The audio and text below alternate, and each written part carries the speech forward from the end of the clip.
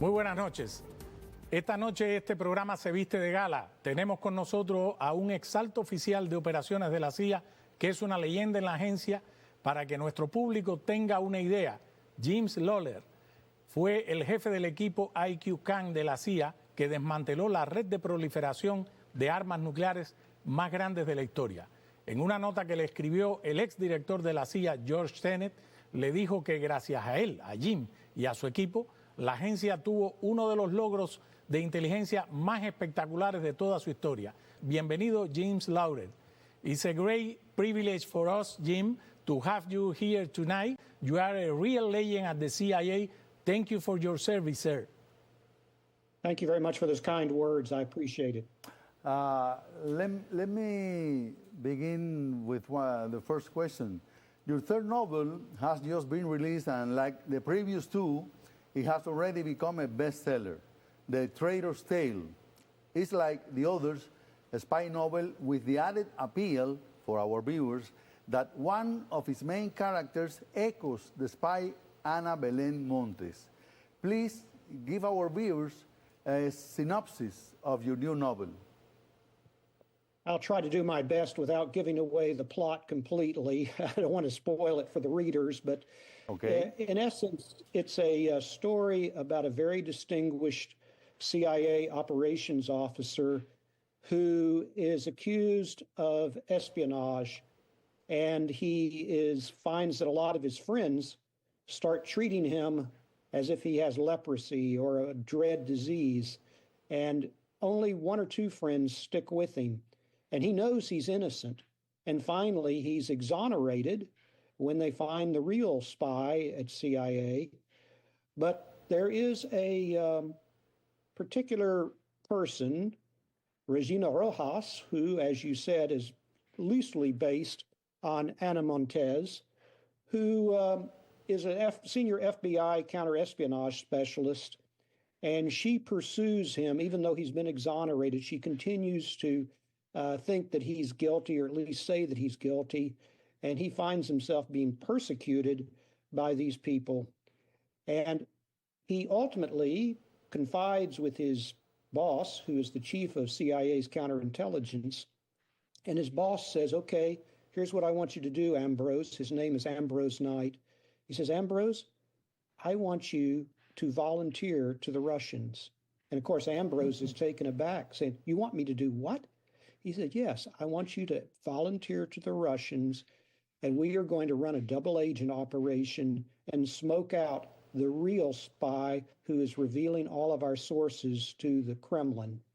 And so thus begins Ambrose's very treacherous operation to try and deceive the Russians into believing that he is their spy, when in fact he's still a loyal American and working for the CIA. And his chief nemesis is Regina Rojas, a very senior FBI special agent who is head of the CIA's counterespionage group. These are the people in the CIA who are the mole hunters. They look for the penetrations of CIA from foreign intelligence, for instance, the Russians. And so she is pursuing him at the same time that he is trying to play a double game. And it goes from there. How did you come across the case of Ana Belén Montes, and why did it serve as inspiration for the character in your novel? In the novel, the Red Queen of Cuban origins, what is the connection between Ana Belén Montes and Regina Rojas, the Red Queen? I was attracted to that case because a very good friend of mine, an FBI supervisory special agent named Pete Lapp, he was the one who led the investigation and arrested Ana Belén Montes. He's written a book called The Queen of Cuba, and I thought I would pattern it loosely after her. It's not completely after her, but loosely after her. Both Ana Belén Montes and Regina Rojas are what we call a seeding operation in espionage. A seeding operation is where you recruit someone before they ever join the organization that you want to penetrate. So you already have a recruited asset, and you seed them just like a seed in a flower bed into the organization to become your spy inside. And that's what Montez did. It was a brilliant operation on Cuban intelligence's part. And they ran that case for, I think, 15 or 16 years or longer. And, you know, she had all the qualifications to be a very high-level analyst at the Defense Intelligence Agency. And Regina Rojas, in my book, she's got native Spanish language, she's got Russian language, she's very smart, very aggressive, and she has risen very quickly in the FBI's ranks to where now she is basically, like I said, chief of the counterespionage group at CIA. It's a law that the head of the counterespionage group at CIA has to be an FBI special agent. That was mandated by Congress after the Aldrich Ames fiasco in the early 90s, when Aldrich Ames was revealed to be a Russian spy inside of the CIA. So the Congress said, okay, CIA, obviously you can't police yourself, so we are going to force you to take a senior FBI special agent to be in charge of the counterespionage group. What they don't know, however, is that Regina Rojas had been recruited many years earlier when she was in Moscow at the University of Moscow taking Russian language courses. And so the SVR, the Russian Intelligence Service, has seated her in to the FBI, where she has risen in the ranks. And so this is like she's now the chief spy catcher at CIA, when in fact she's really the spy. Oh, That's incredible. And she's very pretty. She's beautiful. Beautiful. A danger woman. That makes, Right, well, we all know Cuban women are very beautiful, so she's very pretty. you're totally right. And you know, and but also she's a very narcissistic sociopath. Ooh. Dangerous. Yeah, dangerous. Yeah. And who is the central character Ambrose Need III inspired by? Is he based on a real person, on a real case? Loosely based on, well, two things. We had a senior CIA officer named Brian Kelly, who was, again, accused of espionage. His career went down the drain. Everybody avoided him, it seemed like. And then ultimately it was proved not to be Brian Kelly, but another spy, Robert Hansen, who was an FBI special agent. And the FBI for the longest time refused to believe that somebody in their own ranks was the spy. It had to be another CIA officer, meaning Brian Kelly. So Brian was exonerated. He was, rehabilitated. They gave him a medal. They tried to make amends. But the poor guy was so damaged health-wise that after he retired, he died within a few years. He had shortened his lifespan considerably. And so it gave me the idea, what if you had a Brian Kelly type figure, like Ambrose Knight, who's accused of espionage, but then he turns the tables and says, so now I've been exonerated, but now I'm going to really do it. And so that's why he volunteers to the Russians, or at least it seems like he volunteers to the Russians. And Ambrose is based on two very, very distinguished African-American officers that I knew at CIA. One was named Bill Phillips and the other Darrell Blocker. They both rose to be extremely senior in CIA ranks. And so I loosely based it on their lives. And I went over what it's like to be a black officer at CIA. And they helped me in many, respects to write certain parts of the novel. I know Bill told me the difference between a white officer and a black officer is the black officer is always on a tightrope. And if he makes the slightest mistake, people will think, you see, it was just a diversity, choice. Really, this guy never deserved to be that high. He said, so we're always on a tightrope. And a white officer might be able to recover from a mistake, but a black officer would suffer. And so I wove that into the story somewhat. The protagonist of your novel, Ambrose Knight, the third, a renewed spy recruiter as you, is accused of treason. Is this something common in the world of espionage, as you told recently? To be accused, no. To be accused of espionage, no. But we go through periodic reinvestigations all the time, at least every 5 years. And if there's special cause, they can call you in for a polygraph test. Some people call that a lie detector test, but it's more of a stress test than a lie detector test. And they will put you through a thorough examination because we have been penetrated several times.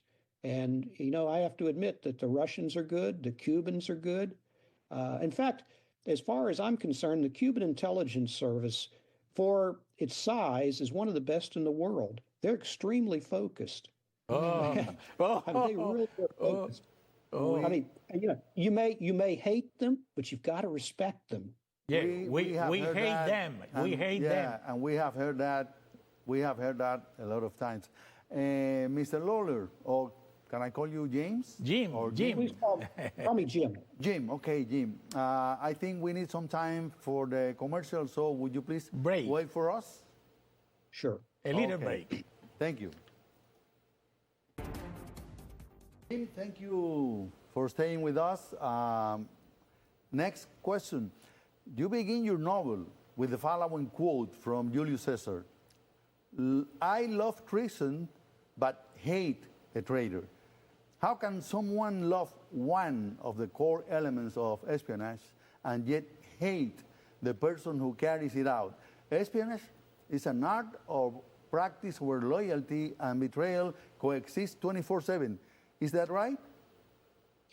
To an extent. I think what Caesar meant was he loves treason in the enemy, but he hates a traitor in his own ranks. Oh, okay. And so it is a very odd thing. I recruited a number of people who basically were traitors to their country. I mean, I would convince people to commit treason.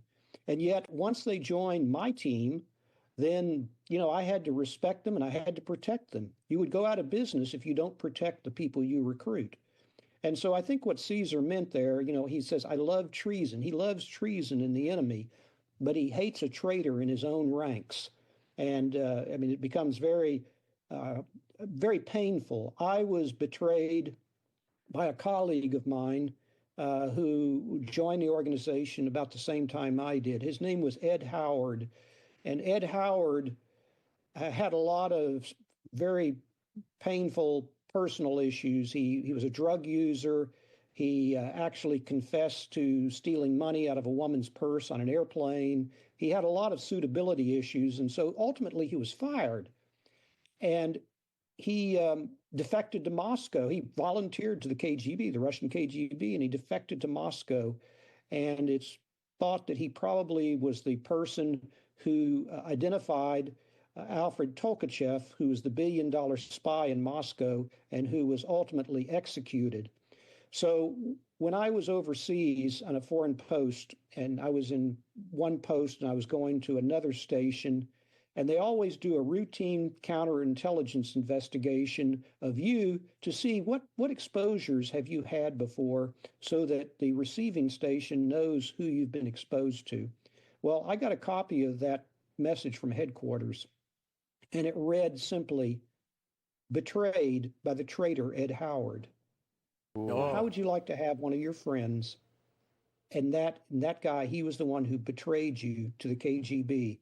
And that explained why at my next post, when I went there, none of the KGB officers would ever have anything to do with me. I was like the plague.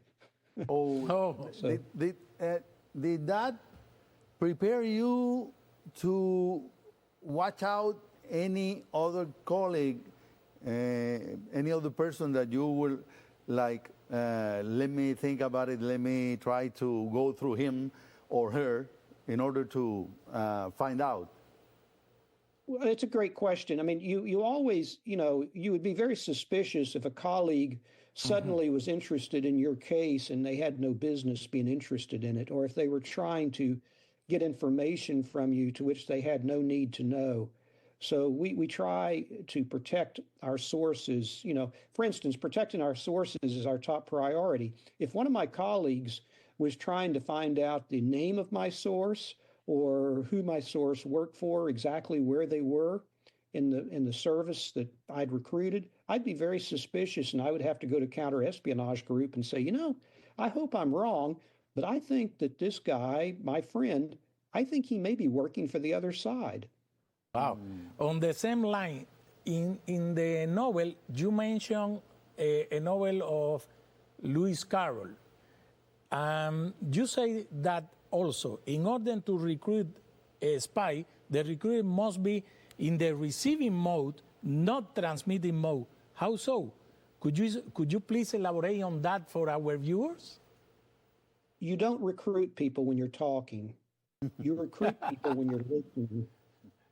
I mean, when you're talking, you're filling up all the space. You're filling up the air, and it's irrelevant. But you want to wait and let that person confide in you, to talk to you, to tell you what the stresses are. What stress are they going through?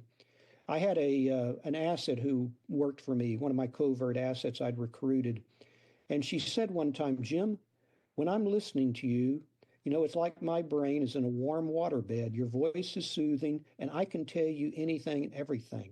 And that's what I want them to tell me, everything. I want them to trust me absolutely more than they even trust their spouse, because I'll protect them. And I want them to tell me all this stuff. I want them to commit espionage for me and to steal the secrets from the enemy.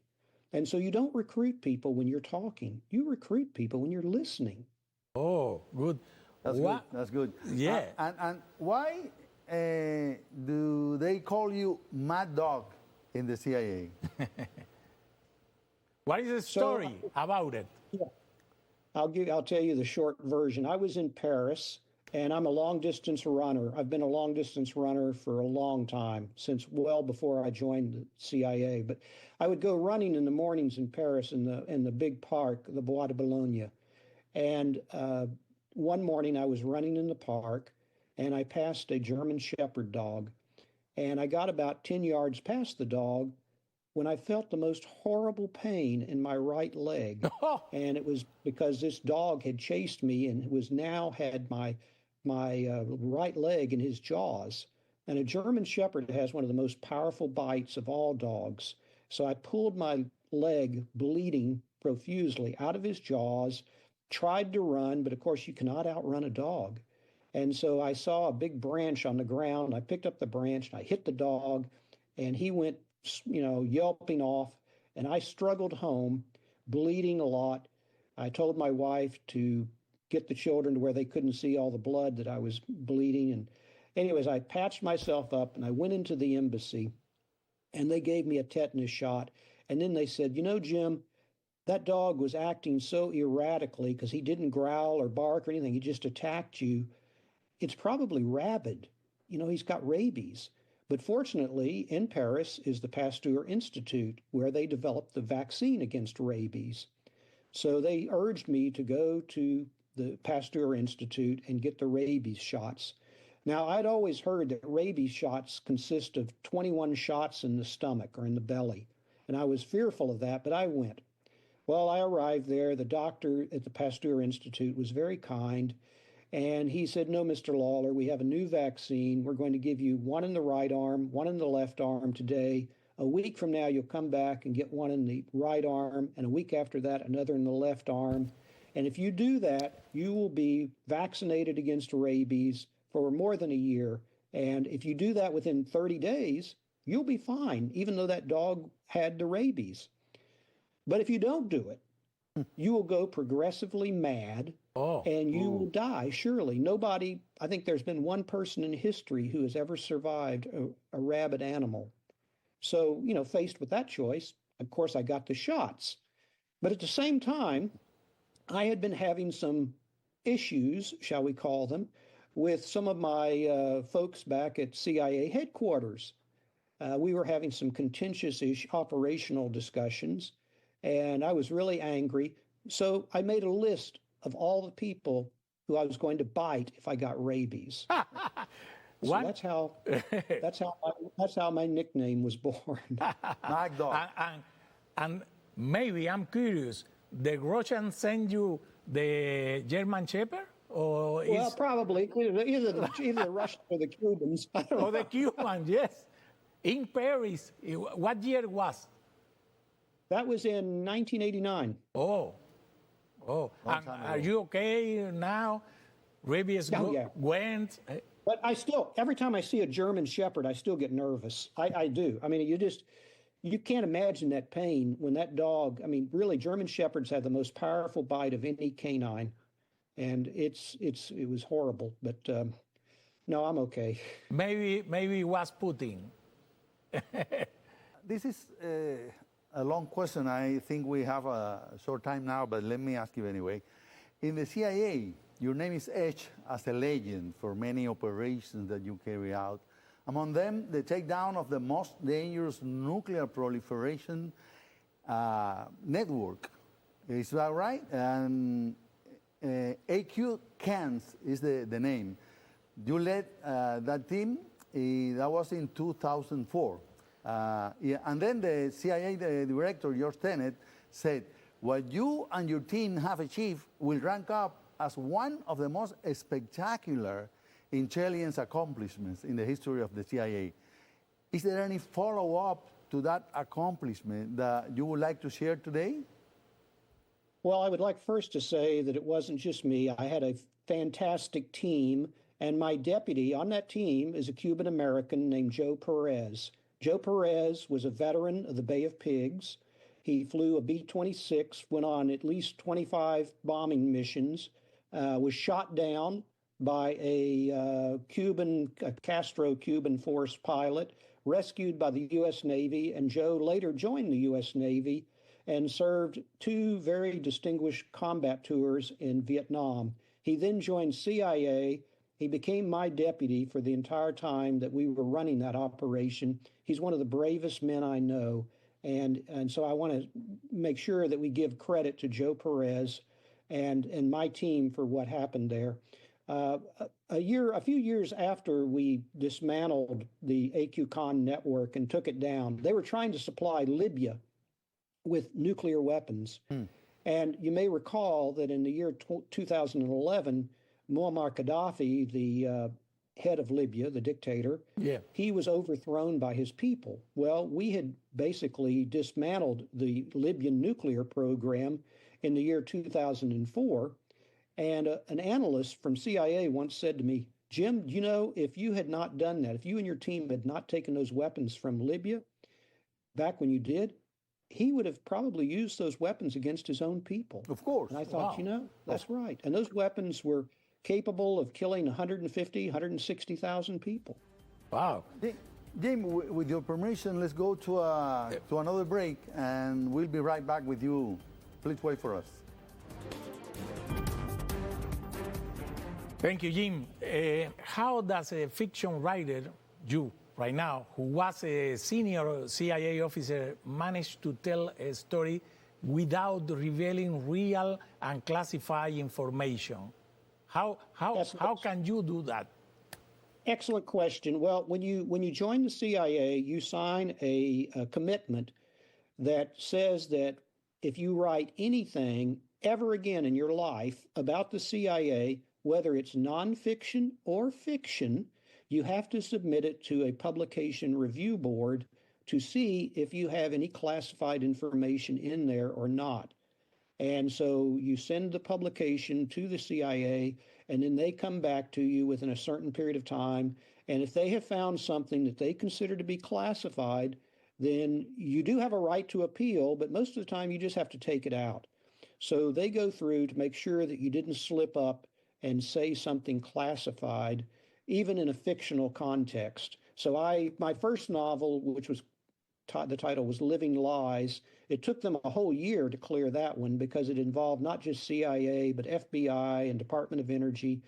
And when they came back, they had basically a demand that I take 5 things out. And it was like a word or two here, a phrase there. And I honestly didn't think they were classified, but these things they wanted me to take out, none of them affected the story. So I thought, okay, fine, I'll just take that out. I'm not going to appeal. Then in my second novel, In the Twinkling of an Eye, it only took them a month to clear it with no requests, no demands for any redactions.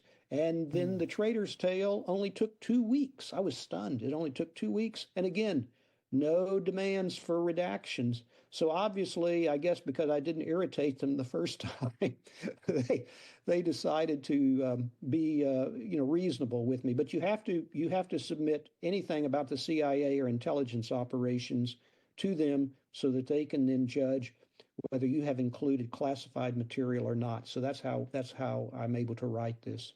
I am so glad we have you here because this question is going to be very important for our viewers. The Cuban regime has been there for more than 66 years now. Do you believe that the Cuba's intelligence services pose a threat to the national security of the United States at this very moment? Yes, I do. Yes, I do. They, as I said earlier in the program, regardless of how you feel about the Castro regime, their intelligence service that was taught by the KGB years ago, today they are far better than the KGB or than the FSB and SVR, which are the successors to the KGB.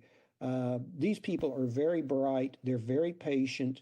We've had several the Montez case was one. Then there was the recent case of Ambassador Rocha, who was also recruited in a seeding operation and fed into the State Department. He was an ambassador. He got to be that senior, and the whole time he was an asset of the Cuban intelligence service. They're very talented. They're very patient. They're very focused. I would say that on a person-per-person basis, they're as effective as the Israeli Mossad.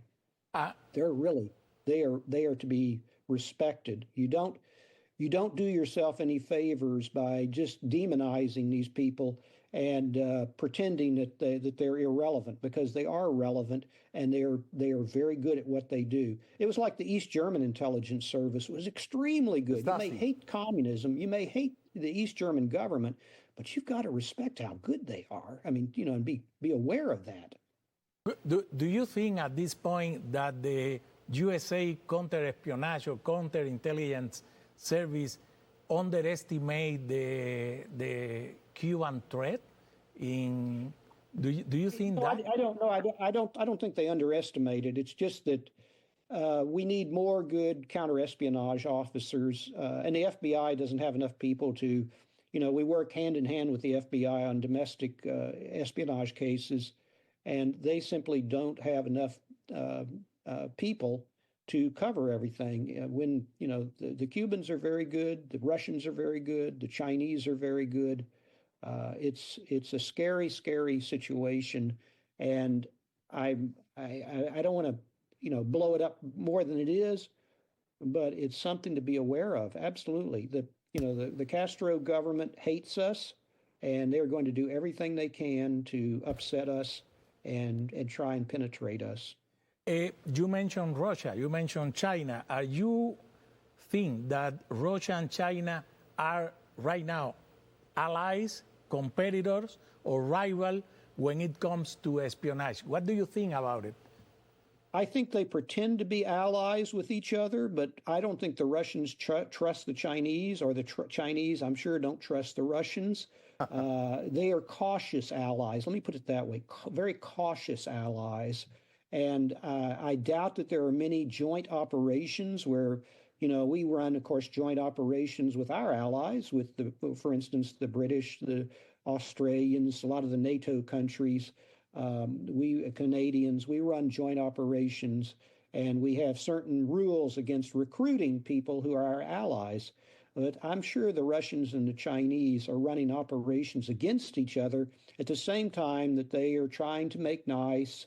And I know the Chinese are probably delighted at the Russian situation in Ukraine, and they may be offering some help to the Russians. But if I were a Russian, I'd be very distrustful of Chinese assistance. And if I was Chinese, I'd be very distrustful of Russian assistance. What do you think about Iran?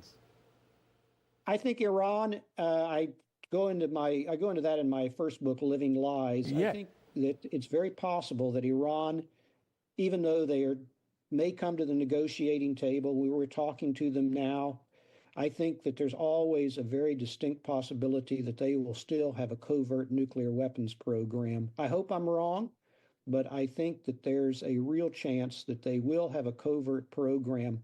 And my real fear is not so much a nuclear-armed Iran, because, you may say, well, Israel's right there. I know, but Israel, for all, I'm pretty sure Israel's probably got 150 nuclear weapons, and the Iranians, I may not like them, but they're not crazy. What really bothers me about the Iranians having a nuclear weapon is the fact that all the other countries in the region, Saudi Arabia, Turkey, the Emiratis, the Egyptians, everybody else will feel obliged to have their own nuclear weapons.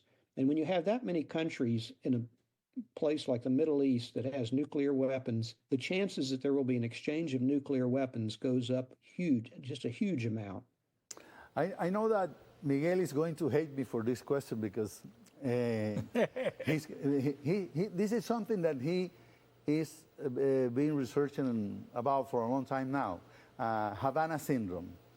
And I was wondering if you have any colleagues, anybody close to you that was a victim of the Havana Syndrome, and what do you think about it? I know 3 victims. One, I'm not sure if he's been on your program before, but if not, you should have him. Mark Polymeropoulos has been very outspoken about getting Havana Syndrome, and he had to retire early because of it. He still has problems with it. I knew another CIA physician, a doctor, who was actually in Havana and got exposed, and he came up to me in the hall at CIA, and I hadn't seen him in about a year, and it looked like he had aged 15 or 20 years. He had a cane. He could barely walk. And the frustrating thing was, he said, they don't believe me. And here he's a doctor. And so finally, it looks like the victims are getting, some compensation, some medical attention. But if you've not had Mark Polymeropoulos on your program, you should get him on your program to talk about his personal experience with Havana Syndrome. Another young female case officer, her name is Zoe Moulton. Yeah. Zoe, she was hit in Vienna with this, whatever this device is. She came home, was medevaced, and poor Zoe just died last year. Now, whether that was a direct result of Havana Syndrome or not, it's awfully suspicious. So yes, I know 3 of the victims, and they're not making this up. Actually, we interviewed Mark Polymeropoulos, and that was a very telling story what he told us. Jim, we had some written questions for you, but now if you give us a few more minutes, we would like to talk to you again after the break in order to make a conversation instead of a questionnaire. Is that right for you? That's fine for me. Okay. I'm enjoying it. Oh, good, Please good. Wait for us. Thank you. Jim, thank you again. Why people should read your new novel? I read The Living Lies. It's an incredible story about the nuclear program, but now this is the bestseller. Well, I think you're being kind. I don't know if I'm a great writer, but I think I'm a fairly decent storyteller. And I cannot run CIA operations anymore now that I'm retired, although I've still occasionally continue to teach young CIA officers and FBI officers about human recruitment and what it takes to be a good recruiter. But I can't do those myself anymore. So I live, in a sense, through my novels, my characters. And writing a novel is a little bit like planning an intelligence operation. You have to know what the entire story arc is, and you have to know what your goal is and how you get to the finish. And so I find it a mental challenge to write, to keep my characters straight, to give each one of them, if possible, an individual character, to make my villains interesting. I think Regina Rojas is a very interesting person. You may not like her, but she's interesting. And in Living Lies, the Islamic Revolutionary Guard general, Masoud al-Borzi, he's a very narcissistic, evil person, but he's very bright. and he really is not religious at all, although he pretends to be. And I had a good friend of mine, a dear friend, who was an expert in Iranian operations, and I had him read it to make sure I wasn't distorting anything, and he endorsed it. My friend was Gary Schroen. He was a mentor to me at CIA. Gary was the CIA officer who led CIA forces into Afghanistan 2 weeks after 9/11. Oh, And basically ran Al-Qaeda out of Afghanistan. And so I loved him like an older brother. And Gary vouched that that my description of Iranians and the Islamic Revolutionary Guard Corps was accurate. So I get my enjoyment out of hearing that people like my books. I call that a psychological dividend. When somebody says, Jim, I couldn't put the book down. I enjoyed it that much. It was gripping. To me, that's worth more than its weight in gold. yeah. But you think I can imagine, for example, writer John le Carré. But John le Carré wrote many books, very successful, but he fictional. I think that here with your novels, this is something very real, very credible, very realistic. This is for me a big difference. Well, it's funny you say that, because to be very, very candid, and I know you want me to be candid, a lot of the scenes in my books are things that I did or things that I know about, and it's thinly disguised as fiction. There's numerous scenes in all of those novels where it was really me in some of that stuff, and so it makes it easy for me to write about and make it realistic because I've lived it and I was there. Now I fictionalize it, sure. In fact, the only thing I really fictionalize is the time scale. Most CIA operations, most intelligence operations are very slow, very methodical, and it would put a reader to sleep. So, and if you bored the reader with all of the administrative details of running a CIA operation, you'd never sell any books. Nobody would want to read them. So I do compress the time scale, but a lot of the scenes in those books are very real. It's funny because we have so many friends, writers, novelists. Actually, the anchor of this show, Juan Manuel Cao, is himself a very well-known novelist. You said something that was very funny.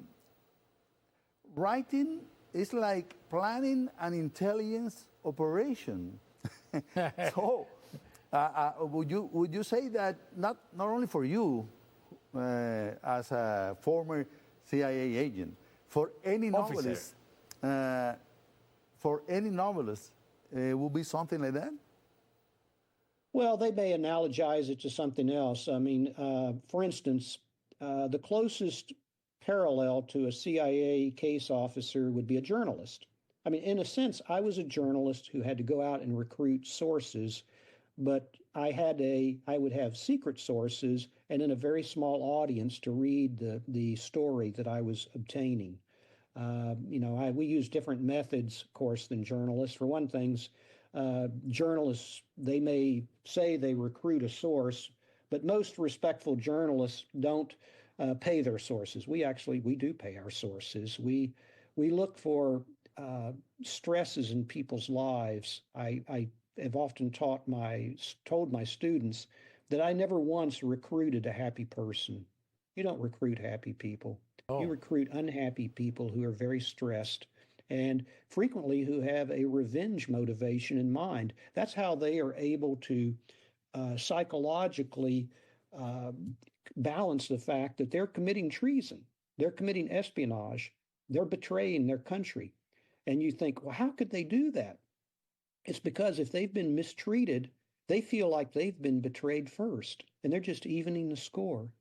In fact, the Jesuits have an expression called covert compensation, meaning they're compensated for the fact that they were betrayed, either in their work or in their career or their boss. I had one very key source that I recruited him. He was going through a divorce. He did need money to pay the alimony, to help his children get into private schools. But he told me the real reason I'm doing this is because my ambassador steals the credit for everything I do and everybody else in the embassy does. And as I hand you this classified material, he handed me a stack of like 5 or 6 inches of classified material from his embassy. He said, Jim, it's like I'm kicking that son of a bitch in the face. And I said, now that we're on the same team, I said, why don't you bring me some more of that and let's kick him again. In your novel, you describe very dangerous situation. Did you live dangerous situation that your life was in risk? You personally? Well, you try and avoid situations like that. Now, of course, our officers who served in Afghanistan or the ones who are currently serving in Iraq or even in Pakistan, their lives can be in danger. I seldom felt that. I mean, I know enough to avoid that. And, you know, I was fortunate. Nobody ever threatened me.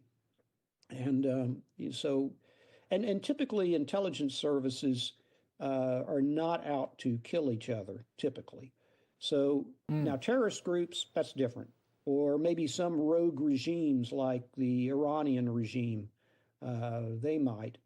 But usually, even with the Russians, the Chinese, I mean, even the Cuban service, I don't think we've ever had an attack of a Cuban intelligence officer killing a CIA officer. That's in the movies. Last but not least, and for this we have only 1 minute and 30 seconds. So, have you seen in your long career people moved, when they are going to become a spy, move more for ideological reasons than for monetary reasons? Well, it's seldom ever for monetary reasons. Like I said, it's usually for revenge. It's because they're desperate. They need money for a certain situation, not just money per se, but maybe they've got a problem, a gambling problem. Maybe they have a mistress they need to support.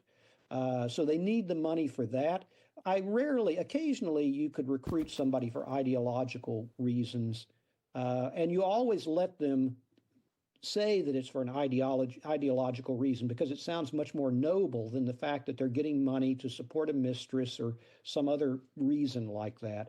And so if they want to say, I'm doing this because I'm preventing the spread of nuclear weapons, and that's true to an extent, and so let them say it. Maybe it makes them feel better.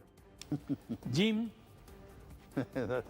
people have to buy and read this book and all your novels. It was a big privilege for us to having you tonight. It's an honor for me personally. For us, again, actually, for both of us. Thank you for your services. Thank you. Thank you from the Cuban to American officer. Thank you so much, and we hope to have you here again sometime in the near future.